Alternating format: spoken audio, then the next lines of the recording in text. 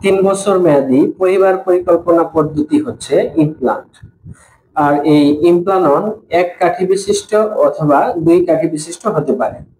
তো অনেকেই আমার কাছে জানতে চেয়েছেন যে অনেক দিন অর্থাৎ 3 বছর কাঠি হাতে পরে থাকার পর খুলে ফেলার পর অনেক সময় মনে হয় যে হাতে অবশ্যই আরেকটি কাঠি রয়ে গেছে।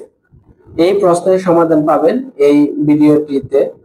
তো কথা হচ্ছে যে আপনাকে আগে অবশ্যই নিশ্চিত হতে হবে আপনি যখন ইমপ্লান্ট বা 3 বছর মেয়াদী এই পরিবার পরিকল্পনা পদ্ধতিটি নিয়েছেন তখন আপনি কি এক কাঠি বিশিষ্ট ইমপ্লান্ট নিয়েছেন নাকি দুই রড বিশিষ্ট ইমপ্লান্ট নিয়েছেন। এখন আপনি যদি এক কাঠি বা এক রড বিশিষ্ট ইমপ্লান্ট নিয়ে থাকেন তাহলে আপনার ইমপ্লান্ট খোলার সময় একটি কাঠি বের হবে, এটি স্বাভাবিক। আবার আপনি যদি দুইটি কাঠি নিয়ে থাকেন এবং ইমপ্লান্ট খোলার সময় অবশ্যই আপনার দুইটি কাঠি বের হবে।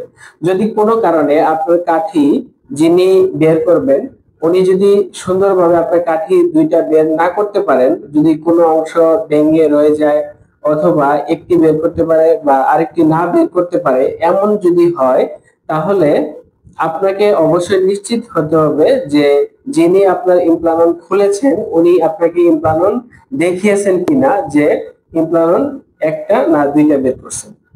আচ্ছা, তারপর ব্যাপার হচ্ছে যে ধরেন আপনাকে কোনো কারণে দেখায় নাই বা আপনি কোনো কারণে দেখেন নাই, কিন্তু ইমপ্লানন খুলে আসার পর আপনার মনে হচ্ছে যে আপনার হাতে একটি ইমপ্লানন বা একটি কাঠি বা একটি রড রয়ে গেছে, তাহলে কি করবেন?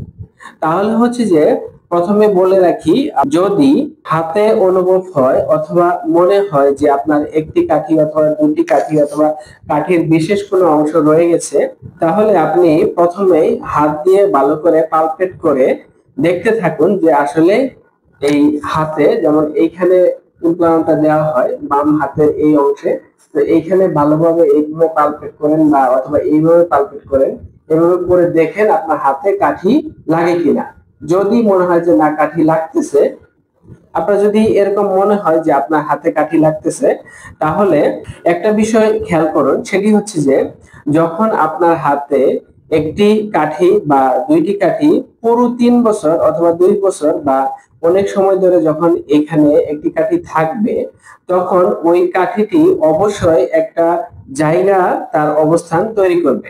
তো যখন কাঠিটি বের করে নিয়ে আসা হবে, ওইখানে যে যে রড বা ক্যাপসুলটি ছিল, ওই ক্যাপসুলটির একটা অবস্থান তৈরি হওয়ার কারণে ওইখানে যে জায়গাটা সৃষ্টি হয় এবং কি ওইটার আশেপাশে যে মাংস বা চামড়াটা থাকে ওইটা হালকা একটু শক্ত হয়ে যায়। তো যার কারণে অনেক সময় মনে হয় যে এইখানে এখনো একটা কাঠি রয়ে গেছে। এটি হচ্ছে একটি ব্যাপার এবং এটি একটি স্বাভাবিক ব্যাপার। এবং এরকম যদি হয় তাহলে আপনি একটু ধৈর্য ধরেন, আপনার হাতে এরকম অনুভব হয় কিনা যে কাঠি আছে। এরপরও যদি আপনার মনে হয় যে না আমার হাতে কাঠি খুলে ফেলার পরও মনে হচ্ছে যে কাঠি আছে, তাহলে আপনি কি করবেন? তাহলে আপনি একটা কাজ করবেন, সেটি হচ্ছে আপনাকে অবশ্যই একটি ডিজিটাল এক্স-রে করতে হবে। আপনি একটি ডিজিটাল এক্স-রে করার পর যদি দেখেন যে কাঠি আছে, তাহলে তো আপনি একজন বিশেষজ্ঞ সার্জন অথবা সংশ্লিষ্ট যারা এই কাজগুলি করে থাকেন, ইমপ্লান্ট যারা পড়ায় এবং যারা খুলে, যে সকল স্বাস্থ্য কেন্দ্রে আপনি ইমপ্লান্ট করেছেন ওই সকল স্বাস্থ্য কেন্দ্রে আপনি ইমপ্লান্ট খুলতে পারবেন। তো ওইখানে আপনি আবার যোগাযোগ করেন।